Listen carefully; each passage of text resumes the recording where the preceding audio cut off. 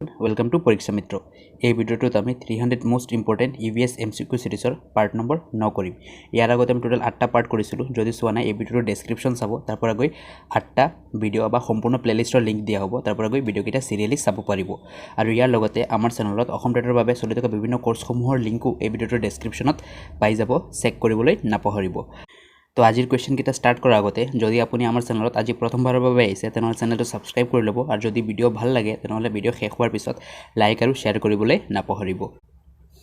আমি আগত total 240টা question complete কৰিছিলোঁ। আজি আমি 241 নম্বৰ কুৱেশ্যনৰ পৰা ষ্টাৰ্ট কৰিম। আজিৰ কুৱেশ্যনটো হ'ল which one represents the regulative function of a forest. কোনটোৱে অৰণ্যৰ নিয়ন্ত্ৰণমূলক কাৰ্যক প্ৰতিনিধিত্ব কৰে? ইয়াৰ এনসাৰ হ'ব storage and release of gases, gas সংৰক্ষণ আৰু মুকলি কৰা। নেক্সট কুৱেশ্যন হ'ল deforestation may reduce the chances of. বন ধ্বংসই নিম্নলিখিত কোনটোৰ সম্ভাৱনা হ্ৰাস কৰিব পাৰে? বন ধ্বংস হোৱাৰ ফলত কি হ'ব? বৰষুণৰ পৰিমাণ কমি যাব। ইয়াৰ এনসাৰ হ'ব ৰেইনফল, বৰষুণৰ পৰিমাণ হ্ৰাস হ'ব পাৰে। Next question soil conservation is the process where. মাটি সংৰক্ষণ হৈছে এক প্ৰক্ৰিয়া য'ত মাটি ক্ষতিৰ পৰা সুৰক্ষিত কৰা হয়। ইংৰাজীত হ'ব soil is protected against loss. Next question হ'ল the energy produce by the hydel power plant is. Hydel power প্লাণ্টৰ দ্বাৰা উৎপাদিত শক্তি হৈছে। ইয়াৰ এনসাৰ হ'ব নন পলিউটিং এণ্ড ৰেনিউৱেবল, মানে প্ৰদূষণ নকৰা আৰু নৱীকৰণযোগ্য শক্তি। হাইডেল পাৱাৰ প্লেণ্ট মানে হ'ল নদীৰ ওপৰত বান্ধ দি নদীৰ পানীৰ পৰা বিদ্যুৎ সৃষ্টি কৰা প্ৰক্ৰিয়া। নেক্সট কুৱেশ্যন হ'ল which is an example of non polluting renewable type of energy. কোনটো প্ৰদূষণ নকৰা নৱীকৰণযোগ্য শক্তিৰ এক উদাহৰণ? ইয়াৰ এনসাৰ হ'ব ওপৰৰ সকলোবোৰ, কাৰণ ওপৰৰ আটাইকেইটাই প্ৰদূষণ নকৰে। জোৱাৰে প্ৰদূষণ নকৰে, বতাহেও নকৰে আৰু সৌৰ শক্তিৰ পৰাও প্ৰদূষণ নহয়। গতিকে ইয়াৰ এনসাৰ হৈ যাব অপশ্যন ডি বা অপশ্যন গ। নেক্সট কুৱেশ্যন হ'ল which group consist of non renewable organic resources. কোনটো গোট অনৱীকৰণযোগ্য জৈৱিক সম্পদৰে গঠিত? ইয়াৰ এনসাৰ হ'ব অপশ্যন বি বা অপশ্যন খ। অপশ্যন খত কি কি দিয়া আছে? প্ৰাকৃতিক গেছ, তেল আৰু কয়লা, এইবিলাক নৱীকৰণযোগ্য সম্পদ নহয়। ইংৰাজীত ইয়াক আমি কি বুলি কওঁ? Natural gas, oil and coal. Next question হ'ল the national aquatic animal of India is. ভাৰতৰ ৰাষ্ট্ৰীয় জলজ প্ৰাণী হৈছে। ইয়াৰ এনসাৰ হ'ব ৰিভাৰ ডলফিন, নদীৰ ডলফিন। নেক্সট কুৱেশ্যন হ'ল Dudhwa national park is located in. Dudhwa ৰাষ্ট্ৰীয় উদ্যান ক'ত অৱস্থিত? ইয়াৰ এনসাৰ হ'ব উত্তৰ প্ৰদেশ। উত্তৰ প্ৰদেশত দুধৱা ৰাষ্ট্ৰীয় উদ্যান অৱস্থিত। নেক্সট কুৱেশ্যন হ'ল বেলি of flower is found in. ফুলৰ উপত্যকা ক'ত পোৱা যায়? ইয়াত ক'ত হ'ব? ইয়াৰ এনসাৰ হ'ব নৰ্থ ৱেষ্টাৰ্ণ হিমালয়াছ, উত্তৰ পশ্চিম হিমালয়ত। আৰু যদি সোধে কোনখন ৰাজ্যত পোৱা যায় তেনেহ'লে এনসাৰ হ'ব উত্তৰাখণ্ড, UK। উত্তৰাখণ্ডত ফুলৰ উপত্যকা বা বেলি অফ ফ্লাৱাৰ্ছ আছে। নেক্সট কুৱেশ্যন হ'ল identify the correct match between tiger reserve and its state. বাঘ সংৰক্ষিত অঞ্চল আৰু ইয়াৰ ৰাজ্যৰ মাজত সঠিক মিল চিনাক্ত কৰক। ইয়াৰ সঠিক এনসাৰ হৈ যাব অপশ্যন নম্বৰ গ, মানস আৰু অসম। বাকীকেইটা কিয় নহয় মই কৈ দিছোঁ চোৱা। কৰবেট আৰু মধ্যপ্ৰদেশ কিয় নহয়? কৰবেট এখন টাইগাৰ ৰিজাৰ্ভ হয় যদিও কৰবেট ক'ত অৱস্থিত নহয়? মধ্যপ্ৰদেশত অৱস্থিত নহয়। কৰবেট হৈছে উত্তৰাখণ্ডত অৱস্থিত, গতিকে এইটো ৰং হৈ যাব। তাৰপিছত আৰু এটা হ'ল পালামৌ। পালামৌ উৰিষ্যাত নহয়, এইটো হৈছে ঝাৰখণ্ডত, এইটো ৰং হৈ গ'ল। তাৰপিছত আৰু এটা হ'ল বান্দিপুৰ, তামিলনাডুত নহয়, এইটো হৈছে কৰ্ণাটকত, গতিকে এইটোও ৰং হৈ গ'ল। কাৰেক্ট হ'ল অপশ্যন গ, মানস অসম। মানস টাইগাৰ ৰিজাৰ্ভ আমাৰ অসমত অৱস্থিত। নেক্সট কুৱেশ্যন হ'ল which is the first biosphere reserve established in India. ভাৰতত স্থাপিত প্ৰথম জৈৱমণ্ডল সংৰক্ষণ কোনটো? ইয়াৰ এনসাৰ হ'ল নীলগিৰি বায়'স্ফিয়াৰ ৰিজাৰ্ভ। আৰু নীলগিৰি বায়'স্ফিয়াৰ ৰিজাৰ্ভ কিমান চনত স্থাপিত কৰা হৈছিল? 1986 চনত।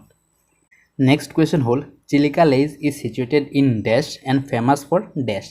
চিলিকা হ্ৰদ ডেছত অৱস্থিত আৰু ডেছৰ বাবে বিখ্যাত। ইয়াৰ এনসাৰ হ'ব অপশ্যন চি, ওড়িশা আৰু ফ্লেমিংগো। চিলিকা হ্ৰদ ক'ত অৱস্থিত? উৰিষ্যাত অৱস্থিত। আৰু কিহৰ বাবে বিখ্যাত হয়? ফ্লেমিংগো চৰাইৰ বাবে বিখ্যাত। নেক্সট কুৱেশ্যন হ'ল which animal is the symbol of world wide fund for nature. কোনটো জন্তু প্ৰকৃতিৰ বাবে বিশ্বব্যাপী পুঁজিৰ প্ৰতীক? WWFৰ প্ৰতীক কোনটো জন্তু ইয়াৰ এনসাৰ হল ৰেড পাণ্ডা WWFৰ যেটো প্ৰতীক হৈছে সেই প্ৰতীকত ৰঙা পাণ্ডা বা ৰেড পাণ্ডাৰ ছবি আছে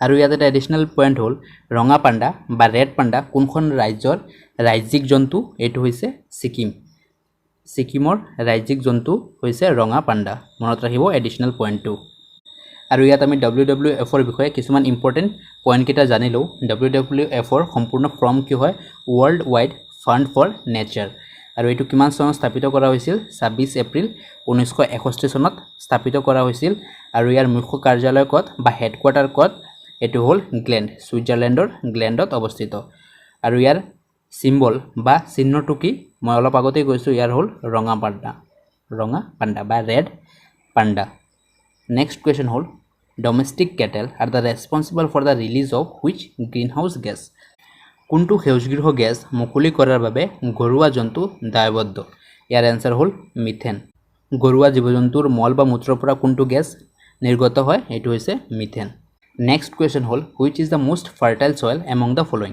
নিম্নলিখিতবোৰৰ ভিতৰত আটাইতকৈ উৰ্বৰ মাটি কোনটো ইয়াৰ এনসাৰ হ'ব অপচন ডি বা অপচন গ পলসুৱা মাটি আৰু আমি আগতে পঢ়িছিলো যে চাহ খেতিৰ বাবে উত্তম মাটি কোনটো এটো হৈছে লেটেৰাইট মাটি মনত ৰাখিব চাহ খেতিৰ বাবে হৈছে লেটেৰাইট আৰু যদি খুদে আটাইতকৈ উৰ্বৰ থকা মাটি কোনটো তেনেহলে কি হ'ব এনসাৰ পলসুৱা মাটি নেক্সট কোৱেশ্চন হল Medam Mephi is celebrated on Medam Mephi কেতিয়া উদযাপন কৰা হয় ইয়াৰ এনসাৰ হ'ব 31 জানুৱাৰী আৰু মেডাম মেফি কোনটো জনগোষ্ঠীয়ে উদযাপন কৰে এটো হৈছে আহোমসকলে মনত ৰাখিব পইণ্টটো নেক্সট কোৱেশ্চন হল which of the following is the state bird of Assam নিম্নলিখিত কোনটো অসমৰ ৰাজ্যিক চৰাই ইয়াৰ এনসাৰ হ'ব option C white winged wood duck যাক আমি অসমীয়াত কওঁ দেউহা নেক্সট কোৱেশ্চন হল which of the following is the state bird of Nagaland নিম্নলিখিত কোনটো নাগালেণ্ডৰ ৰাজ্যিক চৰাই এই কোৱেশ্চনটো পৰীক্ষাত বহুতে ৰং কৰি আহে বহুতে ভাবে যে নাগালেণ্ডৰ ৰাজ্যিক চৰাই হৈছে হৰ্ণবিল নাগালেণ্ডৰ ৰাজ্যিক চৰাই হৰ্ণবিল নহয় নাগালেণ্ডৰ ৰাজ্যিক চৰাই হৈছে option B Blyth's tragopan next question হল hornbill is the state bird of which state hornbill চৰাইটো কোনখন ৰাজ্যৰ ষ্টেট বাৰ্ড বা ৰাজ্যিক চৰাই হয় এইটো এনসাৰ হল এইটোৰ এনসাৰ হ'ব অপচন গ কেৰালা আৰু অৰুণাচল প্ৰদেশ দুইৰে ৰাজ্যিক চৰাই হল হৰ্ণবিল মনত ৰাখিব কেৰালা আৰু অৰুণাচল প্ৰদেশৰ ৰাজ্যিক চৰাই কি হৰ্ণবিল এনসাৰ হৈ যাব option D both B and C next question hall earth summit was held in which ইয়াৰ কোন বছৰত পৃথিৱী সন্মিলন অনুষ্ঠিত হৈছিল ইয়াৰ এনসাৰ হল 1992 চনত আৰু যদি খুদে কত হৈছিল এইটো হৈছিল ৰিঅ ডি জেনেৰিঅত ব্ৰাজিলৰ Rio de Janeiro next question হল hornbill festival is celebrated in which state কোনখন ৰাজ্যত হৰ্ণবিল উৎসৱ উদযাপন কৰা হয় হৰ্ণবিল উৎসৱ উদযাপন কৰা হয় নাগালেণ্ডত মনত ৰাখিব আৰু যদি খুদে হৰ্ণবিল কোনখন ৰাজ্যৰ ৰাজ্যিক চৰাই তেতিয়া এনসাৰ হৈ যাব কেৰালা আৰু অৰুণাচল প্ৰদেশ নেক্সট কোৱেশ্চন হল how many tiger reserves are there in Assam অসমত কিমানটা বাঘ প্ৰকল্প আছে ইয়াৰ এনসাৰ হল 4টা আৰু এইকেইটা হল কাজিৰঙা মানস নামেৰি আৰু ওৰাং নেক্সট কোৱেশ্চন হল who was the leader of Narmada Bachao movement Narmada Bachao আন্দোলনৰ নেতৃত্ব কোনে দিছিল ইয়াৰ এনসাৰ হল মেধা পাটেকাৰ নেক্সট কোৱেশ্চন হল হুইচ নৰ্থ ইষ্টাৰ্ণ ষ্টেট শ্বেয়াৰ the longest boundary with Bangladesh উত্তৰ পূবৰ কোনখন ৰাজ্যই বাংলাদেশৰ সৈতে আটাইতকৈ দীঘল সীমা ভাগ কৰে ইয়াৰ এনসাৰ হ'ব ত্ৰিপুৰাই বাংলাদেশৰ সৈতে আটাইতকৈ দীঘল সীমা ভাগ কৰে যদি নৰ্থ ইষ্ট বা উত্তৰ পূবৰ কথা কোৱা হয় আৰু বাংলাদেশৰ সৈতে ত্ৰিপুৰাই কিমান কিলোমিটাৰ বাউণ্ডাৰী শ্বেয়াৰ কৰে বা ভাগ কৰে এটোৰ এনসাৰ হ'ব 856 কিলোমিটাৰ প্ৰায় এটা কোৱেশ্চন আহিছিল এইবাৰ ডিএলএড এন্ট্ৰেন্সত যে বাংলাদেশৰ সৈতে নৰ্থ ইষ্টৰ পৰা মানে উত্তৰ পূবৰ পৰা কোন কেইটা ৰাজ্যই সীমা ভাগ নকৰে আমি চাইলো বাংলাদেশৰ সৈতে কোন কেইটা ভাগ কৰে বাংলাদেশৰ সৈতে 5টা ভাগ কৰে এটো এটা হল ওয়েস্ট বেংগল আসাম মেঘালয় ত্ৰিপুৰা আৰু মিজোৰাম এই কেইটাৰ বাহিৰে যিকেইটা অপশ্যনত থাকিব সেইকেইটা কাৰেক্ট এনসাৰ হৈ যাব যদি কোৱা হয় আটাইতকৈ দীঘল সীমা কোনটোৱে ভাগ কৰে তেতিয়া এনসাৰ হ'ব ৱেষ্ট বেংগল আৰু যদি কৈ দিয়ে যে উত্তৰ পূবৰ ৰাজ্যসমূহৰ ভিতৰত কোনটোৱে আটাইতকৈ বেছি ভাগ কৰে তেতিয়া এনসাৰ হ'ব ত্ৰিপুৰা আৰু যদি নৰ্মেল কয় নৰ্মেল ৰাজ্যসমূহৰ বিষয়ে তেতিয়া হৈ যাব ৱেষ্ট বেংগল মনত ৰাখিব নেক্সট কোৱেশ্চন হ'ল which of the following is the longest tributary of Brahmaputra নিম্নলিখিত কোনটো ব্ৰহ্মপুত্ৰৰ আটাইতকৈ দীঘল উপনদী ইয়াৰ এনসাৰ হ'ল Subansiri Next question hole according to the 2011 census the literacy rate of Assam was 2011 চনৰ লোকপিয়ল মতে অসমৰ সাক্ষৰতাৰ হাৰ কিমান আছিল ইয়াৰ এনসাৰ হৈ যাব অপচন সি 72.19% বা অপচন গ Next question hole total boundary line share by Assam with Bhutan ভূটানৰ সৈতে অসমে ভাগ কৰা মুঠ সীমাৰেখা হৈছে ইয়াৰ এনসাৰ হ'ব 265.8 কিলোমিটাৰ আৰু ভূটানৰ সৈতে অসমৰ কোনকেইটা ডিস্ট্ৰিক্টে সীমা ভাগ কৰে সেইকেইটা হ'ল চিৰাং বাক্সা উদালগুৰি আৰু কোকৰাঝাৰ নেক্সট কোৱেশ্চন হ'ল the pepa which is an integral part of Bihu is made up of পেপা যি বিহুৰ এক অবিচ্ছেদ্য অংগ সেইটো কিহৰ দ্বাৰা গঠিত ইয়াৰ এনসাৰ হ'ব বাফেলো হৰ্ন মহৰ শিঙৰ দ্বাৰা গঠিত নেক্সট কোৱেশ্চন হ'ল আলি আই লৃগাং ইজ সেলিব্ৰেটেড বাই আলি আই লৃগাং কাৰ দ্বাৰা উদযাপন কৰা হয় ইয়াৰ এনসাৰ হ'ব মিচিংসকলে আলি আই লৃগাং উদযাপন কৰে